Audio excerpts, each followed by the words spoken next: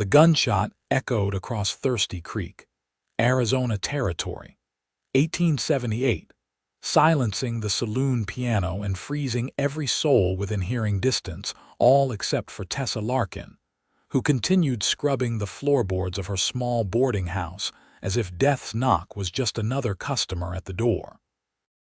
The blood pooling beneath her fingernails wasn't her own, but that of her husband, whose body the undertaker had removed just hours before. The stain, dark and accusatory, refused to lift from the pine boards despite her raw hands and desperate prayers. Thad Keegan dismounted from his dun stallion outside the sheriff's office, his shadow long and lean in the dying light of day. Dust clung to his worn denim, and the leather of his boots told tales of 1,000 miles ridden.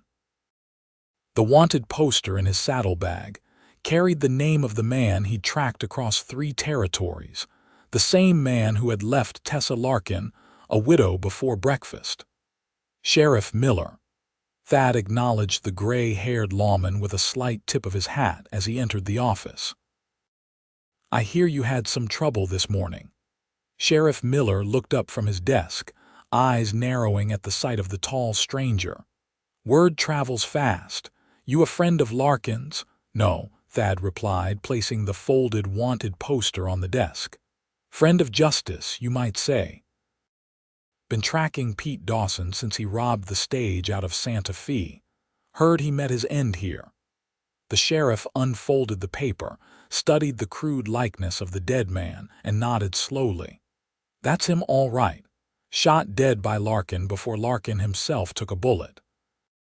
Left his wife with nothing but bloodstains and debt." "The woman still in town?" Thad asked, his voice betraying more interest than he intended. "Boarding house on Willow Street, though I suspect not for long. Bank's already circling." Thad nodded, gathering the poster and turning to leave. "Much obliged, Sheriff. I'll be collecting the bounty, then checking on the widow. Seems only right." "Bounty hunter with a conscience," Miller remarked with a hint of skepticism. "That's a rare breed." "Just a man doing what needs doing," Thad replied, stepping back into the harsh sunlight of Thirsty Creek's Main Street. Tessa Larkin had given up on the floor when her knuckles began to bleed, mixing her blood with her husband's in a final, unwanted union. She sat back on her heels, pushing a strand of copper hair from her face with the back of her wrist. At 24, she'd already known more hardship than most, and now she faced the most uncertain future yet. The knock at the door startled her. The town had given her a wide berth since the shooting, as if widowhood might be catching. She rose slowly, smoothing her skirt over slender hips before opening the door to find a tall stranger, hat in hand, standing on her porch. "Mrs. Larkin." His voice was deep, softened by what sounded like a hint of Virginia in his accent. "I'm not taking boarders at present," she said flatly, beginning to close the door. His boot prevented the door from shutting completely. "I'm not looking for a room, madam. My name is Thaddeus Keegan. I've been tracking the man your husband killed." Tessa's green eyes flashed with something between fear and defiance. "You're too late then. They're both in the ground by sundown. May I come in? I believe I might be able to help your situation." She hesitated, then stepped back, allowing him entry into the modest front room of what had once been a promising business venture. "Unless you're bringing my husband back or paying the bank what we owe, I don't see how you could help." Thad removed his hat fully, revealing hair the color of wet sand and eyes that reminded Tessa of the sky just before a storm breaks. "The man your husband shot had a price on his head, $500.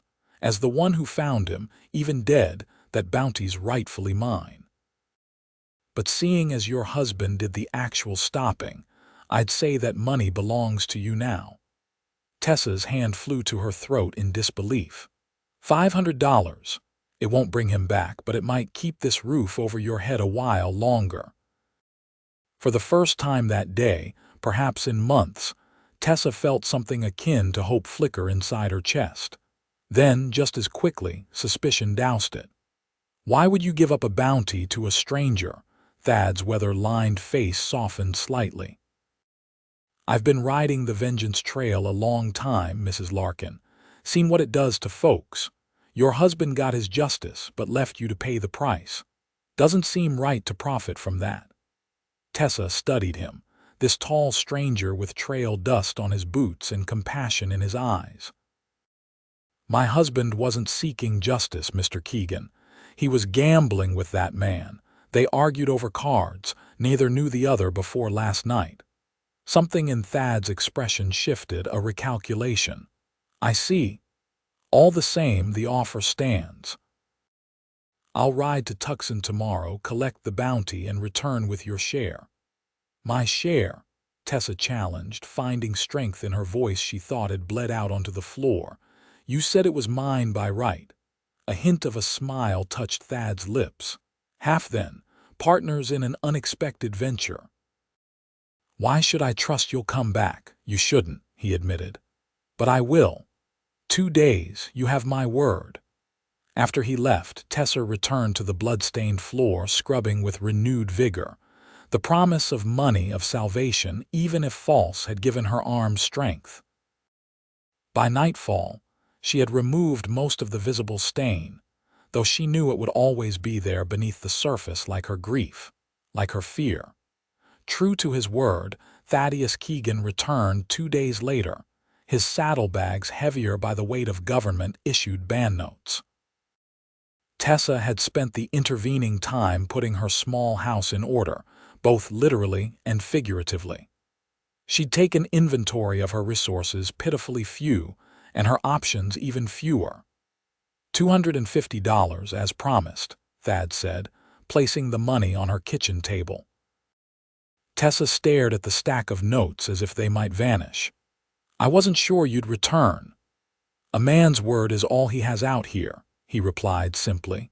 She invited him to stay for supper, a humble offering of beans and cornbread, the best she could manage with her dwindling supplies. As they ate, she learned he'd been a Texas Ranger before the war, had fought for the Confederacy out of duty rather than conviction, and had spent the years since tracking men who'd chosen to live outside the law. And you? He asked, after sharing more about himself than he had with anyone in years.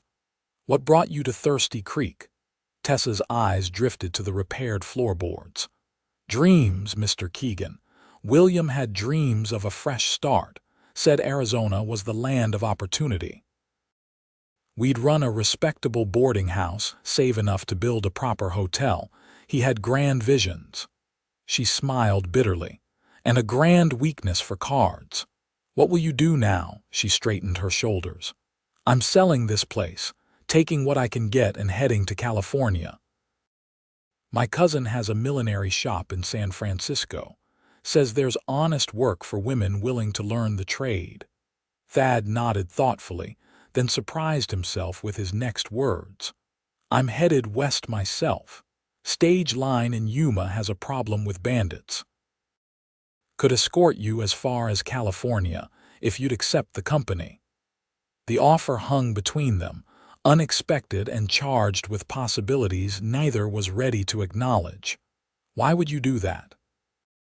Tessa asked, echoing her question from days before, but with less suspicion and more genuine curiosity. Thad considered his answer carefully.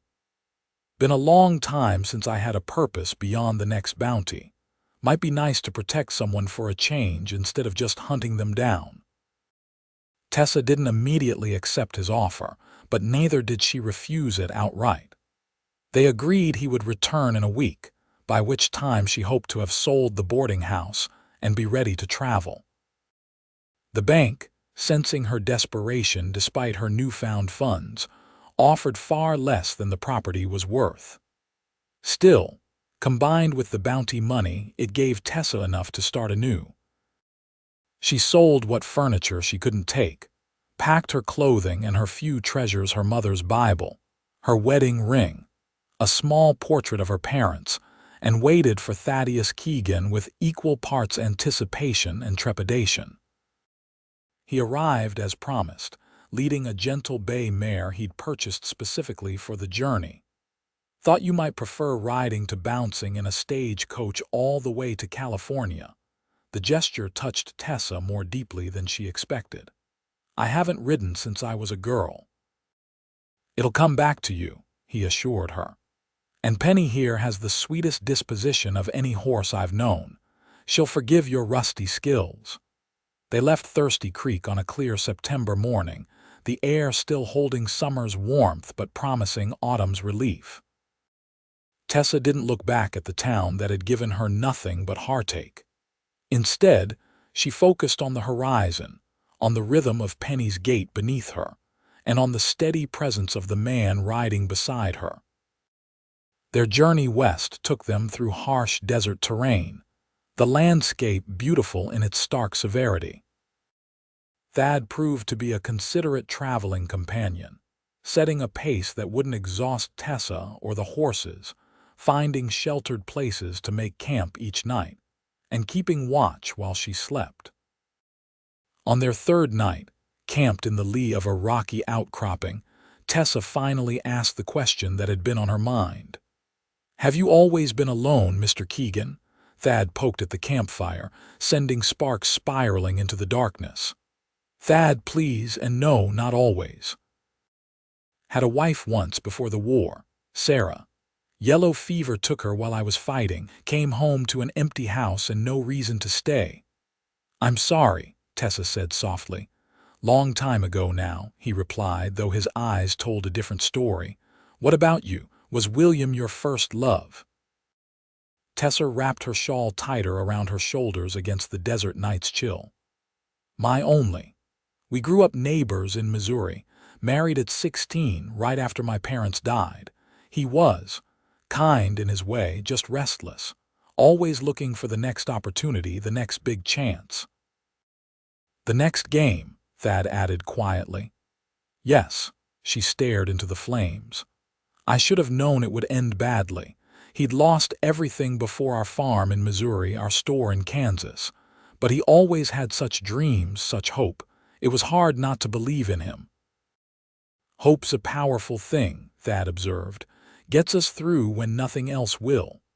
Tessa looked up at him, the firelight casting shadows across her face. "I'm not sure I have much left." "Then borrow some of mine," he offered simply. The journey continued, days blending into one another as they crossed into California territory. They fell into a comfortable routine, sharing stories during the day's ride and quiet companionship in the evenings. Gradually, Tessa found herself smiling more, even laughing at Thad's dry observations about the characters they encountered at trading posts and way stations. They were a week from San Francisco when disaster struck. A sudden autumn storm caught them in open country, the rain turning to hail that spooked the horses. Penny bolted, throwing Tessa before Thad could reach them. He found her unconscious at the base of a large oak, blood matting her copper hair. Terror gripped him as he gathered her in his arms, memories of another woman he couldn't save threatening to overwhelm him. He found shelter in an abandoned line shack, laid her carefully on his bedroll, and tended her wound with trembling hands. Night fell, the storm raged, and Tessa burned with fever. Thad kept vigil, bathing her face with cool water from his canteen, praying to a god he'd long since stopped believing heard him. "Sarah," he whispered in delirium, clutching at his hand. "No, Tessa, it's Thad. I'm here." "You're going to be all right." Her eyes fluttered open, fever bright but lucid. "I dreamed I was dying." "Not if I have anything to say about it," he promised, his voice rough with emotion. She drifted back into unconsciousness, leaving Thad alone with his fear and the howling wind. By morning her fever had broken, but she remained weak, unable to travel. "We'll stay until you're stronger," Thad decided, though supplies were running low. "I'm just slowing you down," Tessa protested feebly. "You should go on ahead." "Not a chance," he replied firmly. "We started this journey together. We'll finish it the same way." They remained in the lined shack for 3 days, during which time Thad hunted rabbit and gathered wild berries to supplement their dwindling rations. Tessa regained her strength slowly, spending hours watching Thad move about the small space, efficient in his movements, gentle in his care of her. On the evening of the 3rd day, sitting outside to catch the last of the sun's warmth, Tessa voiced the thought that had been growing in her mind. "I think God forgot me, Thad. After William died, after everything. It feels like I've been abandoned." Thad considered her words carefully before answering. "Then I'll remind him you're still here." The simple declaration, spoken without drama but with absolute conviction, brought tears to Tessa's eyes. "How?" "By making sure you get to San Francisco safely. By helping you build that new life you're after. By not letting you disappear." In that moment, something shifted between them, acknowledgement of feelings that had been developing since that first meeting in her blood-stained boarding house. Neither acted on it, but both recognized the change, the possibility that hung in the air like the promise of rain in drought-stricken land. They resumed their journey the following day, Tessa riding double with Thad until they reached a small settlement where they could purchase another horse, her mare having disappeared during the storm. The close proximity forced an intimacy that both found comforting despite its impropriety. San Francisco loomed closer with each passing day, and with it, the inevitable parting that neither wanted to discuss. Tessa's cousin had a room waiting for her above the millinery shop. Thad had no reason to stay in the city once she was safely delivered. They made camp for the final time just outside the city limits, both reluctant to end their journey and face whatever came next. The coastal fog rolled in as they sat by their small fire, shrouding them in mist that made the world beyond their circle of light cease to exist. "What will you do?" Tessa finally asked, breaking the comfortable silence. "After tomorrow," Thad stared into the flames, considering. "Not sure. There's always work for a man handy with a gun." "Is that all you want, to keep hunting bounties?" He looked up at her then, his blue-gray eyes reflecting the firelight. "Used to be. Now, I'm not so certain." Tessa gathered her courage, the words coming out in a rush. "You could stay in San Francisco for a while at least." "And do what exactly?" "Live," she said simply. "Just live, Thad." The suggestion hung between them, weighted with unspoken feelings and complicated by the ghosts of their pasts. "I'm not sure I remember how," he admitted quietly. "I could help you remember," Tessa offered, her voice barely above a whisper. "If you wanted." Thad reached across the space between them, taking her hand in his, the first deliberate touch that wasn't about assistance or necessity. "I'd like that, Tessa. I truly would." Morning brought clarity and uncertainty in equal measure. They rode into San Francisco side by side, the bustling city a shock after weeks on the trail. Tessa's cousin Martha welcomed her with open arms and appraising eyes for her traveling companion. "So this is the bounty hunter who rescued you," Martha said, after Tessa had explained their unusual partnership. "He did far more than that," Tessa replied, her gaze finding Thad's across the small sitting room above the shop.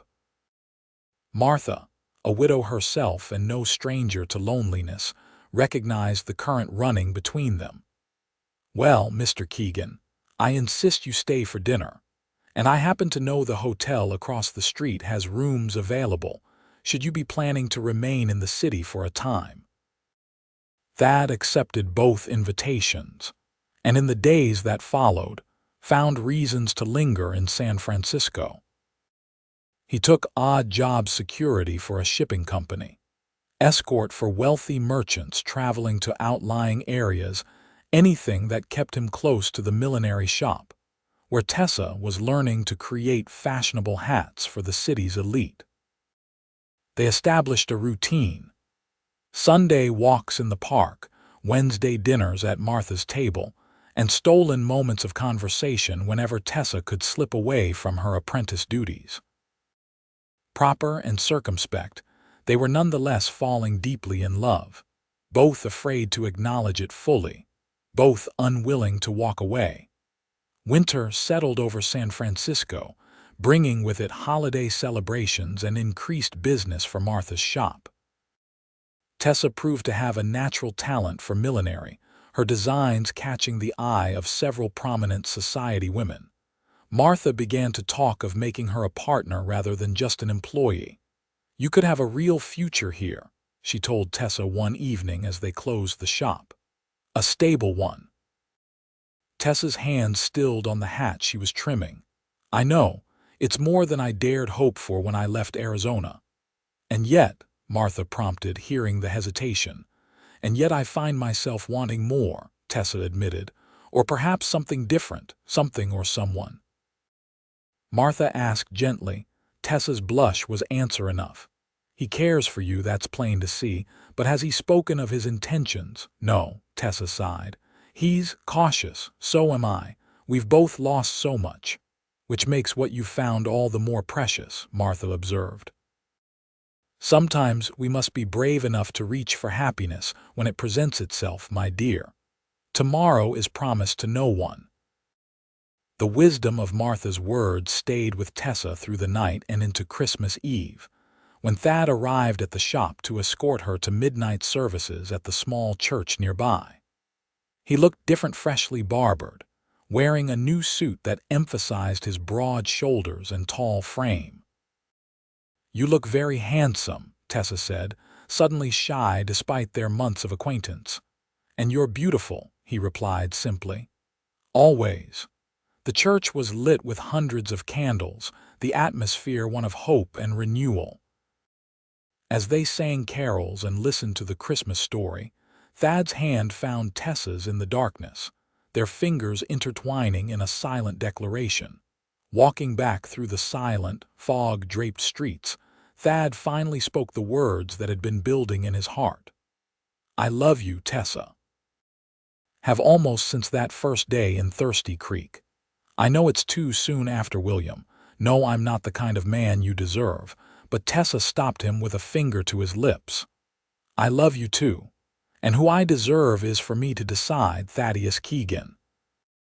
He kissed her then in the middle of the empty street, fog swirling around them like a protective curtain. When they broke apart, both breathless and flushed, he pressed his forehead to hers. "Marry me," he whispered. "Not right away if you're not ready, but someday. Be my wife, my partner, my reason for coming home." "Yes," she answered without hesitation. "Yes to all of it." They were married in the spring, a small ceremony in the garden behind Martha's house.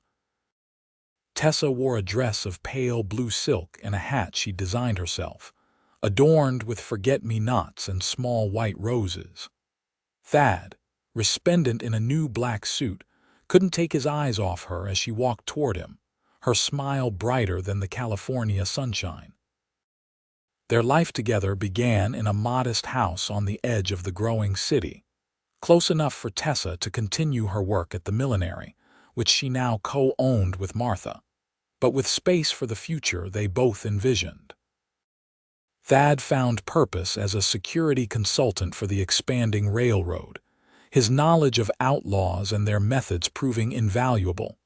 Their happiness, hard-won and cherished, only deepened with time. When their first child was born, a daughter they named Hope, Tessa held the infant in her arms and looked up at her husband with wonder. "You did it," she whispered as he perched on the edge of her bed, his weathered finger caught in their daughter's tiny grasp. "Did what?" he asked, too entranced by the miracle of his child to fully process her words. "Reminded him I was still here. Reminded me, too." Thad's eyes, usually so controlled in their expression, filled with tears. "You reminded me first. That I was still alive, still capable of feeling something besides vengeance and regret. Life wasn't always easy. The past occasionally cast its shadow, particularly on the anniversary of William's death, or during the long nights when Thad was away on railroad business. But they faced each challenge together, their bond strengthening through every trial. Hope was joined 2 years later by a brother, Samuel, named for Thad's father. The children thrived in the loving home their parents created, growing strong on the stories Thad told of his adventures and the values Tessa instilled through her quiet example. As San Francisco expanded around them, so did their family enterprises. Martha retired, leaving the millinery entirely in Tessa's capable hands. She transformed it into one of the city's premier establishments, her designs sought after by women from Sacramento to Los Angeles. Thad, meanwhile, opened a detective agency, using his tracking skills to solve mysteries rather than simply hunt criminals. 10 years after they first met in that blood-stained boarding house, they returned to Arizona territory for the first time. Thirsty Creek had grown into a proper town, the railroad having brought prosperity where once there was only dust and desperate dreams. Standing outside what had been her boarding house, now a respectable hotel, Tessa felt Thad's arm slip around her waist. "Regrets?" he asked quietly. She leaned into his strength, shaking her head. "Not one. Everything that happened here led me to you." That evening, they sat on the hotel porch watching the sunset paint the desert in shades of gold and crimson. Their children played a game of tag with local youngsters, their laughter carrying on the warm breeze. "I never thought I'd know such happiness," Tessa admitted, her hand finding his as it had countless times over the years. "That day you found me, I was ready to give up." "I'm glad you didn't," Thad replied, pressing a kiss to her temple. "Look what we would have missed." She followed his gaze to their children, to the life they'd built from the ashes of their separate sorrows. "God didn't forget me after all. He just needed a reminder," Thad said with a smile. "And I needed you." As darkness fell over Thirsty Creek, stars appearing in the vast Arizona sky, Tessa reflected on the journey that had brought her to this moment. From desperate widow to beloved wife, from abandoned soul to cherished mother, she had found not just survival but joy beyond measure. When Hope called for them to join the evening's impromptu dance on the hotel lawn, Thad stood and offered Tessa his hand with a formal bow. "Mrs. Keegan, may I have this dance?" "Always," she replied, rising to join him. "Today and all our tomorrows." They moved together in perfect harmony, two people who had found in each other not just love, but redemption. Around them, the desert night bloomed with possibility, just as their hearts had all those years ago when a grieving widow and a weary bounty hunter discovered that even in the harshest landscape, hope could take root and flourish.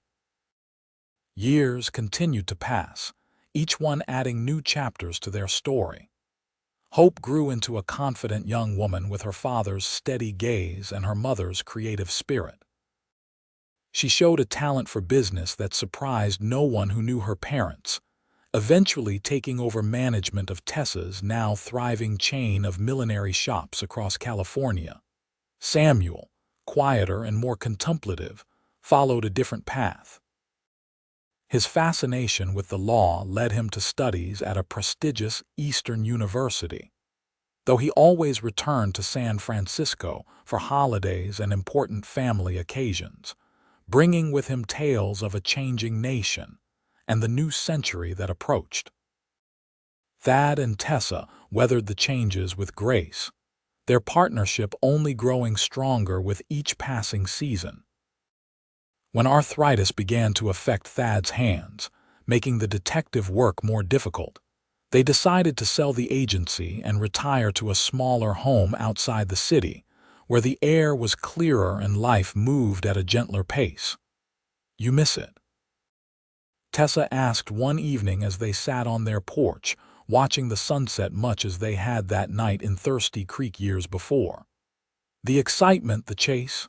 Thad considered the question, his silver-streaked hair catching the dying light. Sometimes, but I traded it for something better. His hand found hers, the gesture as natural as breathing after nearly 30 years together. No bounty was ever worth what I found with you.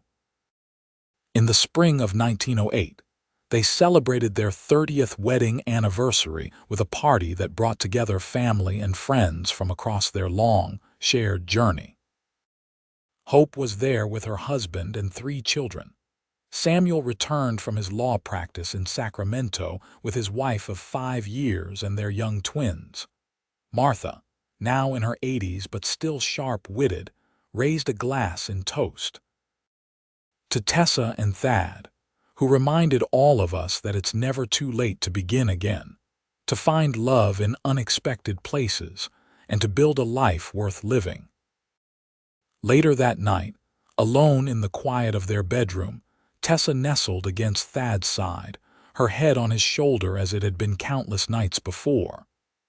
Did you ever imagine, that day in Thirsty Creek, that we would have all this? Not in my wildest dreams, he admitted, his arm tightening around her. I was just trying to do one decent thing in a life that had seen too few of them. You've done 1,000 decent things since then, Tessa murmured, her hand resting over his heart, and made me happier than I ever thought possible. They fell asleep that way, wrapped in each other's arms, secure in the knowledge that whatever challenges the future might bring, they would face them together, as they always had. The following years brought both joy and sorrow. They celebrated the marriages of their grandchildren and mourned the passing of old friends. When Martha died peacefully in her sleep at the age of 86, Tessa felt the loss keenly, grateful for the woman who had given her shelter and opportunity when she needed it most. She helped save me too, Thad reminded her at the funeral. If she hadn't invited me to stay that first night in San Francisco, who knows if I'd have found the courage to remain. Time's passage became marked by the milestones of their expanding family and the gradual slowing of their own steps. Thad's once straight spine began to curve slightly. Tessa's copper hair turned completely silver. Yet when they looked at each other, they still saw the bounty hunter and the widow who had found unexpected love on the trail west. In the summer of 1918, as the world reeled from war and pandemic, Thad fell ill with influenza. For weeks, Tessa barely left his side, nursing him with the same determination she'd brought to every challenge in their life together. "You should rest," he told her during a moment of lucidity, his voice weak but his concern genuine. "I'll rest when you're better," she replied, bathing his fevered brow. "We have more adventures ahead, Thaddeus Keegan. Don't you dare think of leaving without me." Against the odds, he recovered, though the illness left him frailer than before. That Christmas, surrounded by children, grandchildren, and even 2 great-grandchildren, they exchanged gifts by the fire in their small sitting room. Thad presented Tessa with a small wooden box he'd carved during his convalescence. Inside lay a gold locket, within which he'd placed a tiny photograph of them on their wedding day, and a lock of Hope's baby hair he'd secretly kept all these years. "So you'll always have us close to your heart," he explained as she wiped away tears. Tessa's gift to him was a hand-bound collection of letters she'd written over the decades, some sent when they were apart. Others never mailed but kept as a private record of her enduring love. "So you'll never forget how much you are loved, how much you changed my life."